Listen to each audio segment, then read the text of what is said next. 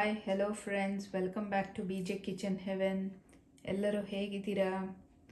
ಎಲ್ಲರೂ ಚೆನ್ನಾಗಿದ್ದೀರಾ ಅಂತ ಅಂದ್ಕೊಂಡಿದ್ದೀನಿ. ಇವತ್ತು ನಾನು ಅಕ್ಕಿ ಕಡುಬು ಮಾಡ್ತಾಯಿದ್ದೀನಿ. ಸೊ ಬನ್ನಿ ನೋಡೋಣ ಹೇಗೆ ಮಾಡೋದು ಅಂತ. ಸೊ ನಾನು 2 ಗ್ಲಾಸ್ ಸೋನಾ ಮಸೂರಿ ರೈಸ್ ತೊಗೊಂಡಿದ್ದೀನಿ. ಯಾವುದಾದ್ರೂ ರೈಸ್ ತೊಗೊಬೋದು. ಸೊ ನಾನು ಈ ಗ್ಲಾಸ್ ಅಳತೆಗೆ 2 ಗ್ಲಾಸ್ ತೊಗೊಂಡಿದ್ದೀನಿ. ಸೊ ಅದನ್ನು ಈಗ ಹುರ್ಕೊಬೇಕು. ಸೊ ಈಗ ಒಂದು ಪಾತ್ರೆನ ಸ್ಟವ್ ಮೇಲೆ ಬಿಸಿ ಆಗೋಕ್ಕೆ ಇಟ್ಟಿದ್ದೀನಿ. ಸೊ ಅದು ಚೆನ್ನಾಗಿ ಬಿಸಿ ಆದಮೇಲೆ ಈ ರೈಸ್ನ ಇದಕ್ಕೆ ಹಾಕ್ಕೊಳ್ಳೋಣ ಈಗ. ಸೊ ಇದೊಂದು 3-4 ನಿಮಿಷ ಇದನ್ನು ಸುಮ್ಮನೆ ಹಿಂಗೆ ಡ್ರೈ ರೋಸ್ಟ್ ಮಾಡ್ಕೊಬೇಕು.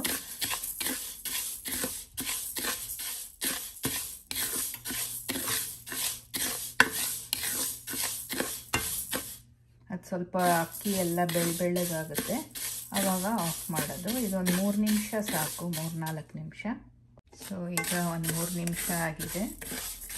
ಸೊ ನೋಡಿ ಈ ಥರ ಆಗಿರುತ್ತೆ. ಸೊ ಈಗ ಸ್ಟವ್ ಆಫ್ ಮಾಡ್ಕೊಳ್ಳೋಣ.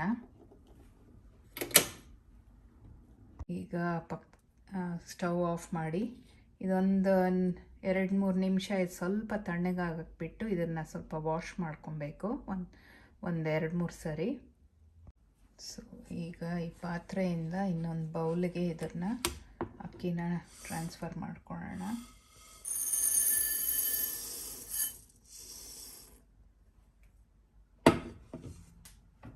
ಸೊ ಈ ಅಕ್ಕಿನ ಈಗ ಒಂದು 2-3 ಸರಿ ವಾಶ್ ಮಾಡ್ಕೊಳ್ಳೋಣ.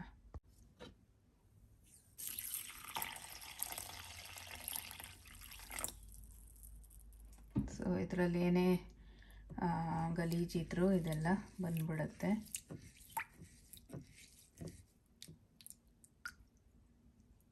ನೋಡಿ 2-3 ಸರಿ ವಾಶ್ ಮಾಡಿದ್ದೀನಿ ಅಕ್ಕಿನ. ಈಗ ಅದನ್ನು ಒಂದು ಫಿಲ್ಟರ್ ಮಾಡ್ಕೊಳ್ಳೋಣ.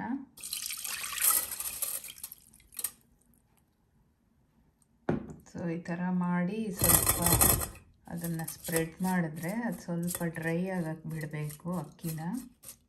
ಸೊ ಅದು ನೀರೆಲ್ಲ ಚೆನ್ನಾಗಿ ಫಿಲ್ಟರ್ ಆಗಿ ಸೊ ಅಕ್ಕಿ ಕಂಪ್ಲೀಟ್ ಡ್ರೈ ಆಗಬೇಕು. ಸೊ ಈಗ ಒಂದು 20 ನಿಮಿಷ ಆಗಿದೆ. ಸೊ ನೋಡಿ ಆಲ್ಮೋಸ್ಟ್ ಡ್ರೈ ಆಗಿದೆ. ಇನ್ನು ಸ್ವಲ್ಪ ನೀರಿನ ಅಂಶ ಇದೆ ಕೆಳಗಡೆ. ಸೊ ಈಗ ಒಂದು ಪೇಪರ್ ಮೇಲೆ ಅಥವಾ ಒಂದು ಬಟ್ಟೆ ಮೇಲೆ ಇದನ್ನು ಸ್ವಲ್ಪ ಈ ಥರ ಸ್ಪ್ರೆಡ್ ಮಾಡಿಬಿಟ್ಟು ನಾನು ಟಿಶ್ಯೂ ಮೇಲೆ ಹಾಕ್ತಾಯಿದ್ದೀನಿ. ಸ್ವಲ್ಪ ಏನಾದರೂ ನೀರು ಇದ್ದರೆ ಎಲ್ಲ ಅದು ಹೀರ್ಕೊಳುತ್ತೆ. ಸೊ ಇದನ್ನು ಈ ಥರ ಸ್ಪ್ರೆಡ್ ಮಾಡಿ ಇನ್ನೊಂದು ಸ್ವಲ್ಪ ಹೊತ್ತು ಇದನ್ನು ಇದೇ ಥರ ಬಿಡೋಣ. ಸೊ ಇದು ಕಂಪ್ಲೀಟ್ ಡ್ರೈ ಆಗಬೇಕು.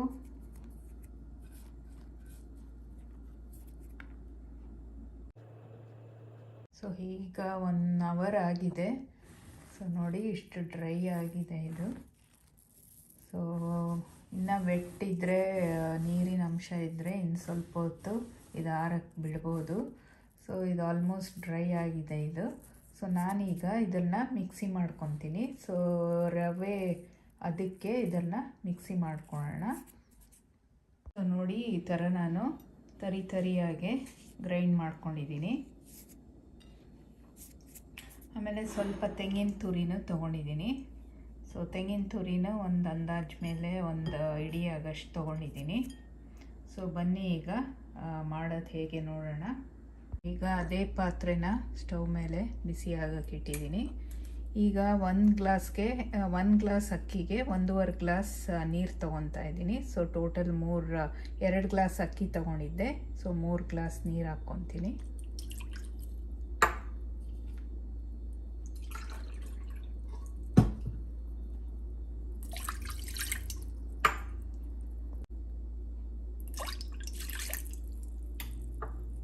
ಇದಕ್ಕೊಂದು ಸ್ವಲ್ಪ ಉಪ್ಪು ಹಾಕ್ಕೊಳ್ಳೋಣ, ಒಂದು ಚಿಟಿಕೆ ಅಷ್ಟು. ಒಂದು ಸ್ವಲ್ಪ ತೆಂಗಿನ ತುರಿ ಹಾಕ್ತಾಯಿದ್ದೀನಿ.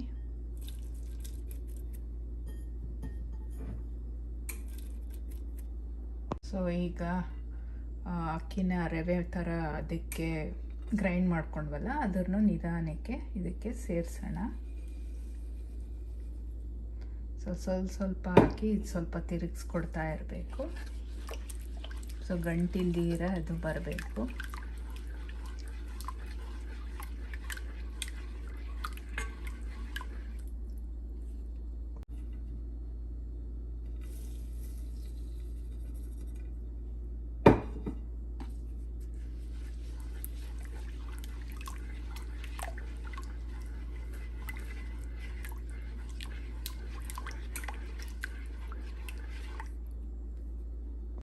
ಸೊ ಇದು ಚೆನ್ನಾಗಿ ಕೈ ಬಿಡ್ದೀರ ತಿರುಗಿಸ್ಕೊಡ್ತಾ ಇರಬೇಕು. ಇದು ಗಂಟಾಗಬಾರ್ದು, ಚೆನ್ನಾಗಿ ನೀಟಾಗಿ. ಇದು ನಿಧಾನ ಮೀಡಿಯಮ್ ಉರಿ ಇಟ್ಕೊಂಡಿದ್ದೀನಿ. ಸೊ ಇದು ಗಟ್ಟಿಯಾಗೋ ತನಕ ಚೆನ್ನಾಗಿ ತಿರುಗಿಸ್ತಾ ಇರಬೇಕು.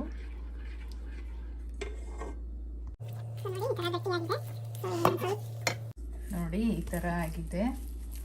ಸೊ ಈಗ ಇನ್ನೊಂದು ಸ್ವಲ್ಪ 1 ನಿಮಿಷ ಇದನ್ನು ಹೀಗೆ ತಿರುಗಿಸ್ಕೊಟ್ಕೊಂಡು ಇದನ್ನು ಈಗ ಸ್ಟವ್ ಆಫ್ ಮಾಡ್ಕೊಳ್ಳೋಣ. ತುಂಬ ಗಟ್ಟಿಯಾಗೋದು ಬೇಡ. ಸೊ ಆಮೇಲೆ ಉಂಡೆ ಮಾಡಿದಾಗ ಅದು ಬಿಡುತ್ತೆ ಇದು ಬೇಯಿಸಿದಾಗ. ಸೊ ಈಗ ಆಫ್ ಮಾಡ್ತಾ ಇದ್ದೀನಿ. ಸೊ ಈಗ ಒಂದು ಕಪ್ಪಲ್ಲಿ ಒಂದು ಸ್ವಲ್ಪ ನೀರು ತಗೊಂಡು ಕೈ ಸ್ವಲ್ಪ ಒದ್ದೆ ಮಾಡಿಕೊಂಡು ಇದನ್ನು ಈಗ ಸಣ್ಣ ಸಣ್ಣ ಉಂಡೆಯಾಗಿ ಮಾಡ್ಕೊಳ್ಳೋಣ. ಸೊ ಅದು ಸ್ವಲ್ಪ ಬಿಸಿ ಇರೋವಾಗಲೇ ಮಾಡಿಕೊಂಡ್ರೆ ಈಸಿಯಾಗಿ ಬರುತ್ತೆ. ಸೊ ಅದು ತುಂಬ ತಣ್ಣಗಾಗಕ್ಕೆ ಬಿಡಬಾರ್ದು.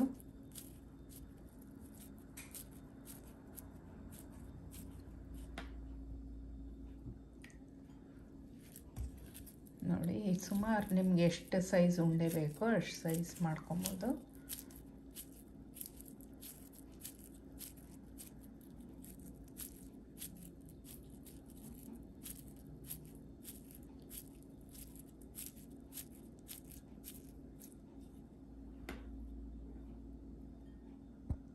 ಸೊ ನೋಡಿ ಈ ಥರ ನಾನು ಸಣ್ಣ ಸಣ್ಣ ಉಂಡೆಯಾಗಿ ನಿಮ್ಗೆ ಎಷ್ಟು ಸೈಜ್ ಬೇಕೋ ಅಷ್ಟು ಉಂಡೆಯಾಗಿ ಮಾಡ್ಕೊಂಡಿದ್ದೀನಿ.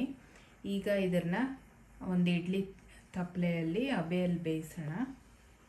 ಒಲೆ ಮೇಲೆ ಒಂದು ಇಡ್ಲಿ ಪಾತ್ರೆ ಇಟ್ಟಿದ್ದೀನಿ. ಸೊ ನೀರು ಅದು ಚೆನ್ನಾಗಿ ಕಾದಿದೆ. ಈಗ ಈ ಉಂಡೆಗಳನ್ನ ಇದ್ರ ಮೇಲೆ ಇಡೋಣ. ಸೊ ಇದಕ್ಕೆ ಸ್ವಲ್ಪ ಎಣ್ಣೆ ಹಾಕಿಟ್ಟಿದ್ದೆ.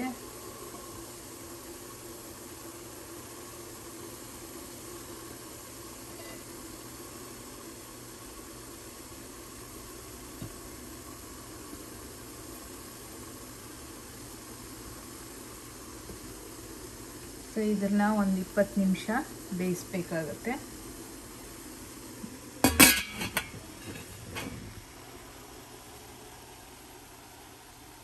ಸೊ ಅಕ್ಕಿ ಕಡುಬು ಬೇಯೋಷ್ಟರೊಳಗೆ ನಾನು ಒಂದು ಚಟ್ನಿ ಮಾಡ್ಕೊತೀನಿ. ಸೊ ಚಟ್ನಿಗೆ ಸ್ವಲ್ಪ ಹುರ್ಗಡ್ಲೆ, ತೆಂಗಿನಕಾಯಿ, ಈರುಳ್ಳಿ, ಬೆಳ್ಳುಳ್ಳಿ, ಶುಂಠಿ, ಹಸಿಮೆಣಸಿನ್ಕಾಯಿ, ಕೊತ್ತಂಬರಿ, ಒಂದು ಸ್ವಲ್ಪ ಉಪ್ಪು ಹಾಕ್ಕೊಂಡು ಚಟ್ನಿ ಮಾಡ್ಕೊಳ್ಳೋಣ.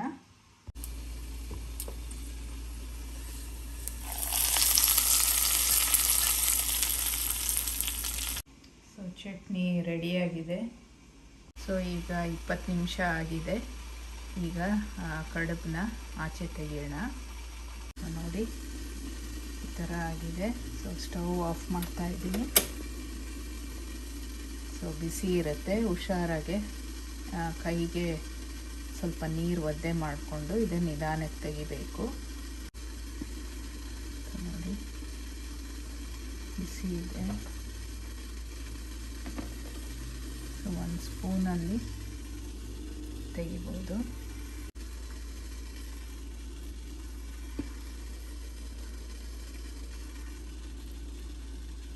ಸೊ ಮಲೆನಾಡು ಅಕ್ಕಿ ಕಡುಬು ರೆಡಿಯಾಗಿದೆ. ಸೊ ಬನ್ನಿ ಸರ್ವ್ ಮಾಡೋಣ ಚಟ್ನಿ ಜೊತೆ. ಸೊ ನೋಡಿ ಮಲೆನಾಡು ಅಕ್ಕಿ ಕಡುಬು ರೆಡಿಯಾಗಿದೆ. ಸೊ ಚಟ್ನಿ ಜೊತೆಗೆ ತಿಂದರೆ ಸೂಪರಾಗಿರುತ್ತೆ. ಸೊ ನೀವು ಒಮ್ಮೆ ಟ್ರೈ ಮಾಡಿ. ಸೊ ನೋಡಿ ಇದನ್ನು ಎಷ್ಟು ಸಾಫ್ಟಾಗಿದೆ ಅಂತ. ಸೊ ನೀವು ಟ್ರೈ ಮಾಡಿ. ಆಮೇಲೆ ಬೆಳಗ್ಗೆ ಬೇಗ ಮಾಡ್ಕೊಬೇಕು ಅಂದರೆ ರಾತ್ರಿನೇ ಸ್ವಲ್ಪ ಅಕ್ಕಿನ ಹುರ್ಕೊಂಡು ತೊಳೆದು ಒಣಗಾಕ್ಕೊಂಡ್ರೆ ತುಂಬ ಈಸಿಯಾಗಿ ಬೆಳಗ್ಗೆ ಮಾಡ್ಬೋದು. ಸೊ ಐ ಹೋಪ್ ಈ ವಿಡಿಯೋ ನಿಮಗೆ ಹೆಲ್ಪ್ ಆಗಿದೆ ಅಂತ ಅಂದ್ಕೊತೀನಿ. ಸೊ ಮುಂದಿನ ವಿಡಿಯೋಲಿ ಸಿಗೋ ತನಕ ಟೇಕ್ ಕೇರ್, ಬಾಯ್.